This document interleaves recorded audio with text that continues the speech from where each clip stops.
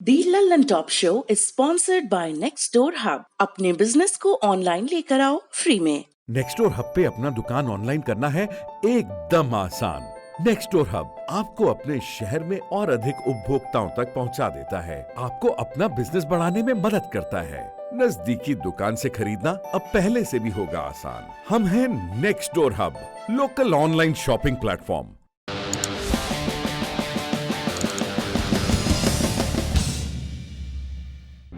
नमस्कार, सौरभ द्विवेदी नाम है हमारा और आप देखना शुरू कर चुके हैं दी लल्लन टॉप शो। चीन के साथ तनातनी बढ़ती है तो वहां के सामान को बायकॉट करने की मांग होने लगती है। गलवान घाटी में चीनी सेना के साथ संघर्ष में 20 भारतीय जवानों के शहीद होने की खबर के बाद भारत में चीनी सामान और चीन से जुड़े दूसरे हित निशाने पर हैं।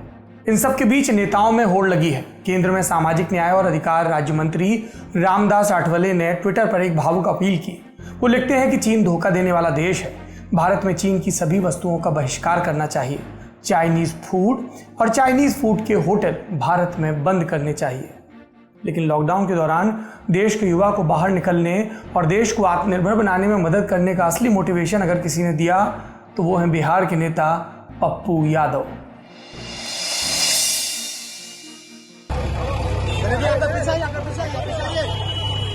आप लोग मत घेर लाइए।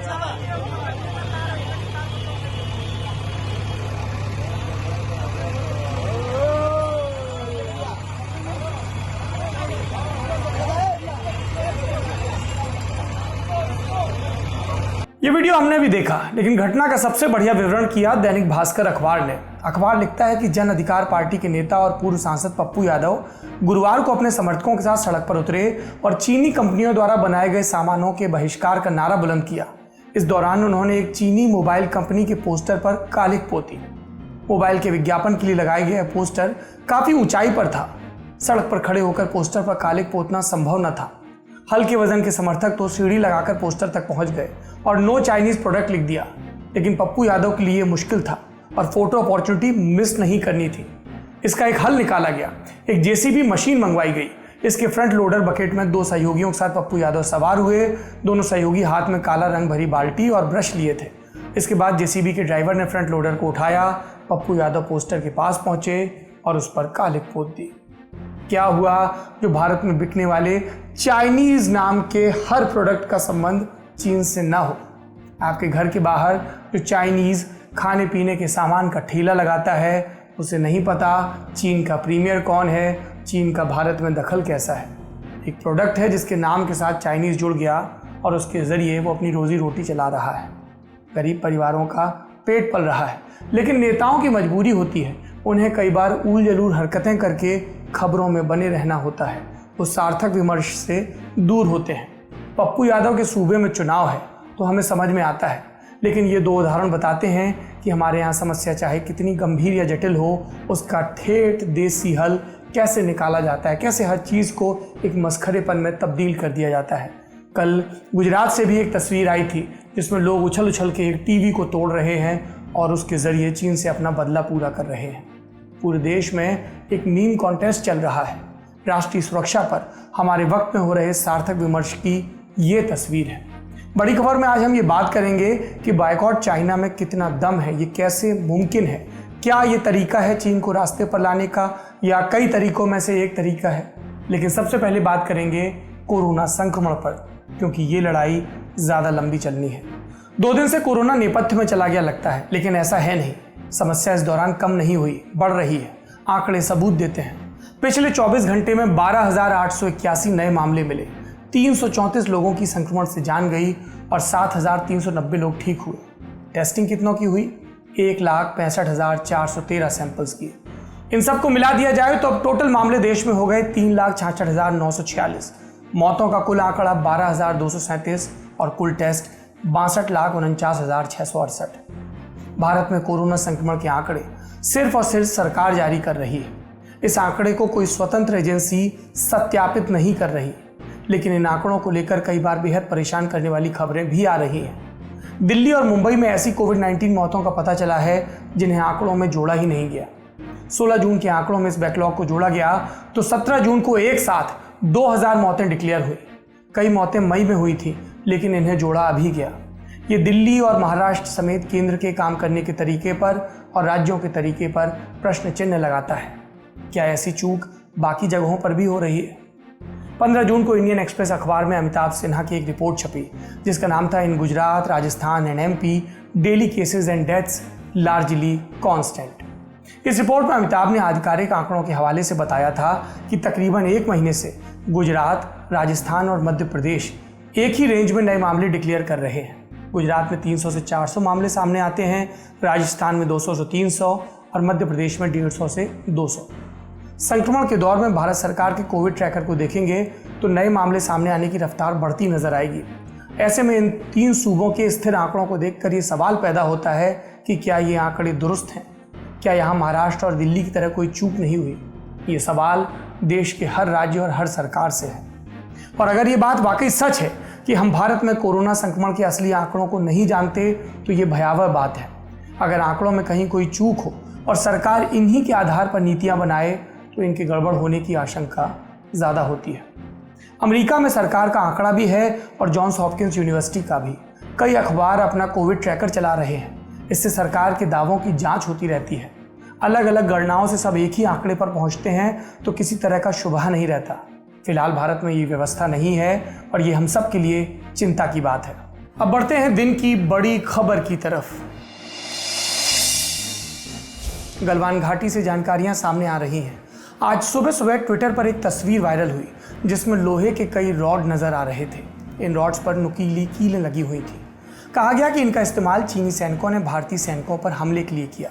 फिर सेना के उस स्पष्टीकरण की बात होने लगी कि तस्वीर में नजर आ रहे रॉड अलग हैं। सेना पर इस तरह के रॉड इस्तेमाल हुए थे लेकिन ये तस्वीर उनकी नहीं है।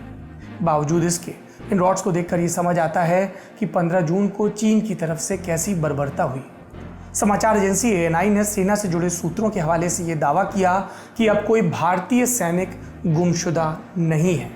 16 जून से ही ये लगातार कहा जा रहा था कि चीन ने न सिर्फ भारतीय सैनिकों की हत्या की बल्कि कई सैनिकों को बंधक भी बनाया। सेना के इस स्पष्टीकरण के बाद बात कुछ साफ हुई है। शहीदों के पार्थिव शरीर पूरे देश में पहुंच रहे हैं और उन्हें श्रद्धांजलि के साथ विदा किया जा रहा है। गलवान घाटी के आसपास के इलाके में सेना अब भी अलर्ट है। हमने 17 जून के शो में आपको बताया था कि संघर्ष के दौरान गोलियां नहीं चली।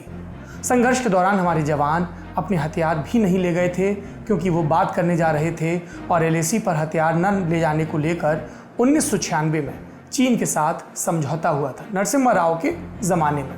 इसे कहते हैं confidence building measures in the military field along the line of actual control in the India China border areas. इसके तहत दोनों पक्ष अपने हथियार कभी LAC तक नहीं लाते। हथियार नहीं होते तो किसी ऐसे विवाद की संभावना कम हो जाती है जिसमें किसी की जान जाए और बात बढ़ती नहीं। बावजूद इसके कांग्रेस के पूर्व अध्यक्ष और सांसद राहुल गांधी ने ट्विटर पर यह सवाल किया कि जवानों को निहत्था शहादत की ओर क्यों भेजा गया। जब इस सवाल पर शोर बढ़ा तो विदेश मंत्री S जयशंकर ने जवाब दिया। उन्होंने ट्विटर पर लिखा कि सीमा पर ड्यूटी करने वाले सारे जवान हथियारबंद होते हैं। 15 जून को गलवान घाटी में तैनात जवानों के पास भी हथियार थे। 1996 से 2005 तक कई समझौते हुए हैं तो झड़प के दौरान इन हथियारों का इस्तेमाल नहीं किया जाता।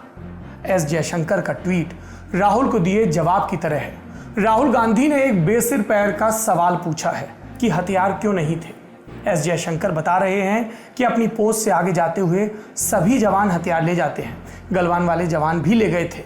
तो क्या इसका मतलब ये हुआ कि गलवान घाटी में हमारे जवान हथियारबंद थे, बावजूद इसके 20 जाने तक गोलियां नहीं चलाई गई, या फिर वो चला नहीं पाए क्योंकि चीन की तरफ से बहुत ज़्यादा संख्या में लोग थे। ये स्थिति क्या है, इस पर अभी सेना की तरफ से, सरकार की तरफ से स्पष्टता नहीं है। मंत्री जी ने अपने विपक्षी को तो चुप करा दिया क्योंकि विपक्षी के सवाल में दोष था, लेकिन देश फिर भी ये जानना चाहता है असल में वहाँ पर हुआ क्या। क्या भारतीय सेना पूरे प्रोफेशनल रवैये के साथ और जो संधियाँ थीं उनके प्रोटोकॉल से बंधी रही और चीन ने इसका उल्लंघन किया, या कुछ और हुआ। आपने विदेश मंत्री S जयशंकर के एक जवाब का जिक्र सुना। उनका एक और बयान चर्चा का विषय बना। उन्होंने चीन के विदेश मंत्री से दो टूक कह दिया कि गलवान घाटी में जो हुआ उसके लिए चीन सीधे सीधे जिम्मेदार है और चीन ने जानबूझकर ऐसा किया था। गलवान घाटी में आज मेजर जनरल स्तर की तीसरे दौर की बातचीत भी हुई। इस दौरान 15 जून की घटनाओं को लेकर दोनों पक्षों ने अपना अपना मत रखा। साथ ही ये बात भी एजेंडे में रही कि पहले वाली स्थिति लाने के लिए क्या किया जाए। लेकिन भारत का पूरा ध्यान सिर्फ बातचीत पर ही नहीं है, कुछ संदेश बिना बोले भी दिए जाते हैं और यही हमारे ज़हन में बायकॉट चाइना वाले नारे का जिक्र आता है। सरकारें इस तरह के नारों में सीधी दिलचस्पी नहीं लेती, लेकिन मोदी सरकार ने कुछ संकेत तो दिए ही हैं कि वो चीन को एक दूसरे मोर्चे पर जवाब देना चाहती है। चीन मैन्युफैक्चरिंग का बादशाह है, लेकिन इस बादशाह को भी ज़रूरत है एक बाजार की। भारत अब इस बाजार में चीन की तरफ खुलने वाले दरवाजे को खिड़की बनाने पर विचार कर रहा है। दिल्ली मेरठ रैपिड रेल वाला उदाहरण आपको पहले ही बताया। कुछ और मिसालें हैं। सूचना और प्रसारण विभाग ने भारत संचार निगम लिमिटेड यानी BSNL से कहा है कि अपने यहाँ अपग्रेडेशन में चीन में बना सामान इस्तेमाल न करें। BSNL में 4G सर्विस से जुड़े उपकरणों को अपग्रेड किया जा रहा है। इसी तरह China railway signal and communication corporation यानी कि CRSC को ईस्टर्न डेडिकेटेड फ्रेट कॉरिडोर यानी EDFC पर 400 किलोमीटर का एक ठेका मिला था।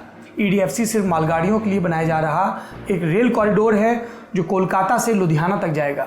CRSC को इस पर 400 किलोमीटर में सिग्नलिंग का काम करना था। Dedicated freight corridor corporation limited इस कंपनी को बाहर का रास्ता दिखाने पर विचार कर रही है। इसके लिए औपचारिकताएं भी शुरू कर दी गई हैं। लेकिन महज ठेके खत्म करने से चीन को हमारी जिंदगी से पूरी तरह रवाना नहीं किया जा सकता। रिसर्च फर्म काउंटर पॉइंट की रिपोर्ट के मुताबिक 2020 की पहली तिमाही यानी जनवरी से मार्च के बीच भारतीय स्मार्टफोन मार्केट में चीनी कंपनियों की हिस्सेदारी 70% से भी ज़्यादा की रिकॉर्ड की गई। कहने का मतलब है कि 100 में से 70 लोगों के पास चीन का बनाया हुआ स्मार्टफोन है। देश के टॉप 5 स्मार्टफोन ब्रांड्स में से 4 चीन के हैं। सबसे ज़्यादा 30% मार्केट शाओमी का है। दूसरे नंबर पर 17% मार्केट शेयर के साथ वीवो है। टॉप 5 में सिर्फ सैमसंग है जो कि दक्षिण कोरिया की कंपनी है।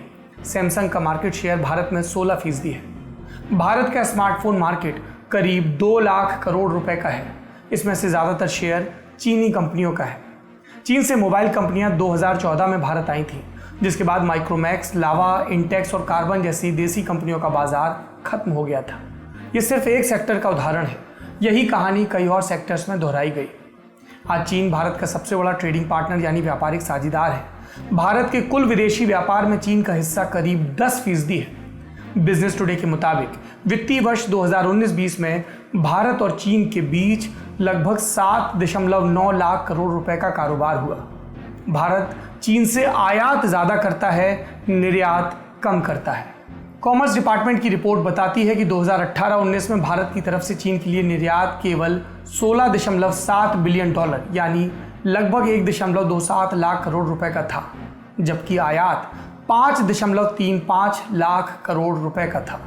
इससे भारत को घाटा भी हुआ, लेकिन चीन दूसरे तरह के तमाम निवेश भी भारत में करता है, ये बात कही गई।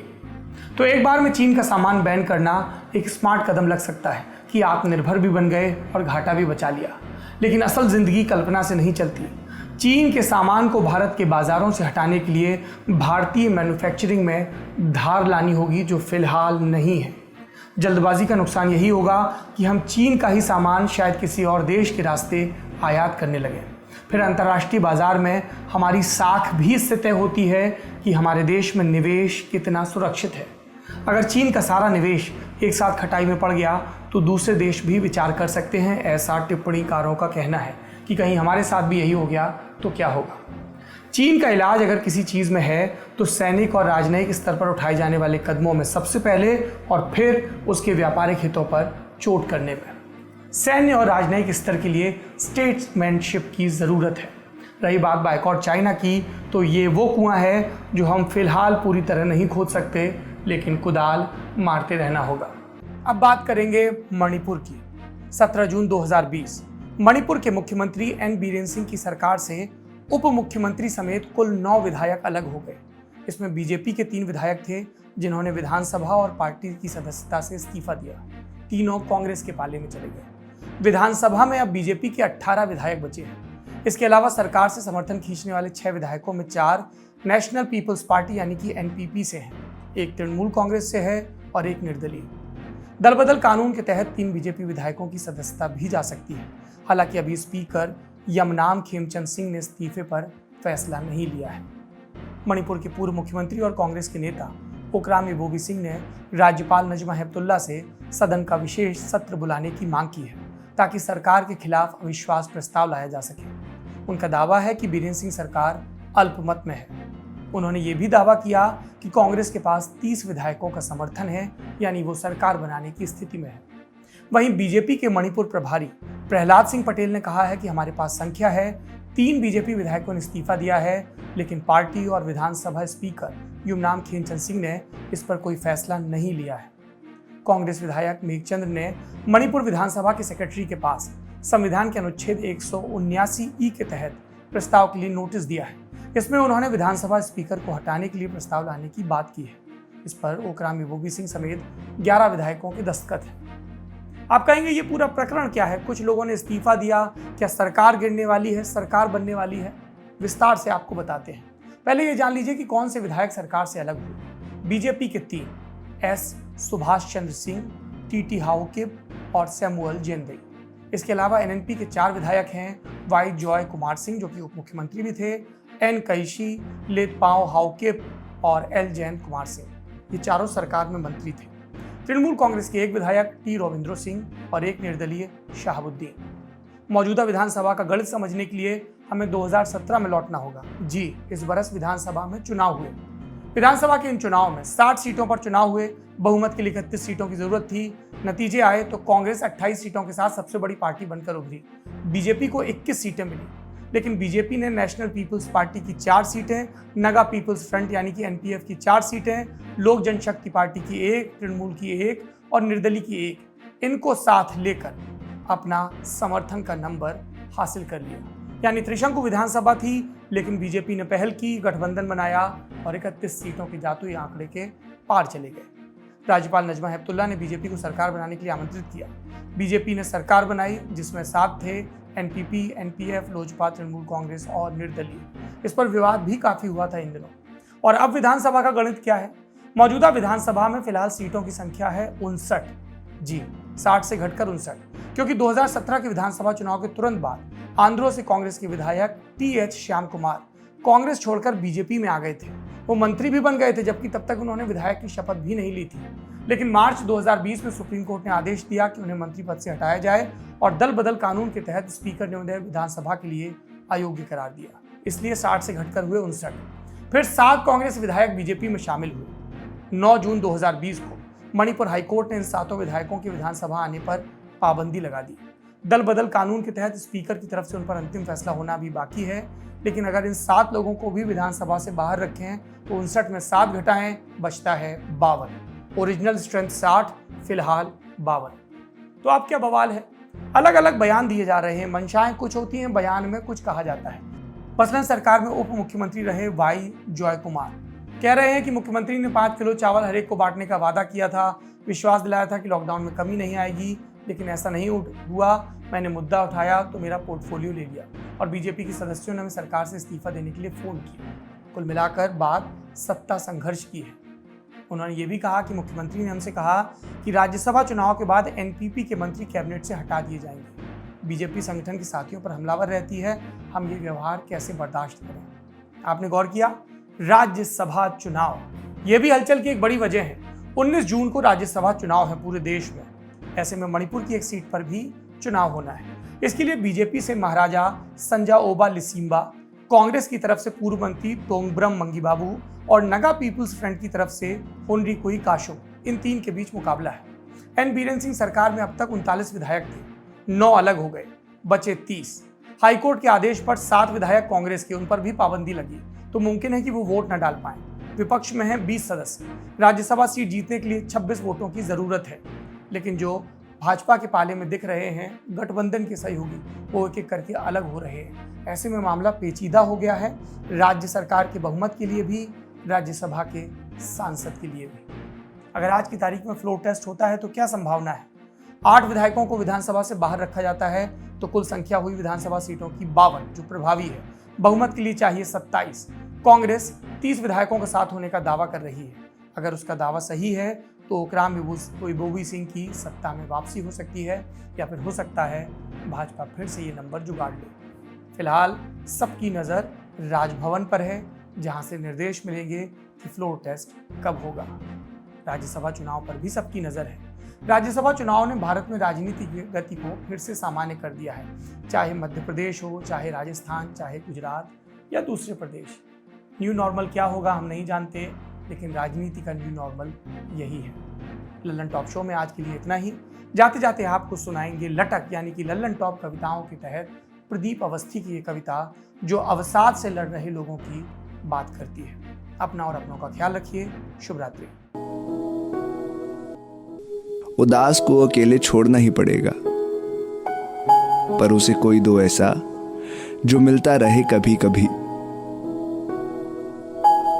चिड़चिड़े को मत कहो चिड़चिड़ा, किसी के सामने मत करो उसकी कमजोरियों का जिक्र। हर दुख को निकलते रहने दो आंखों से, जो रोना चाहे वो रो पाए चोट लगने पर। ये नेमत ना छीनी जाए किसी से,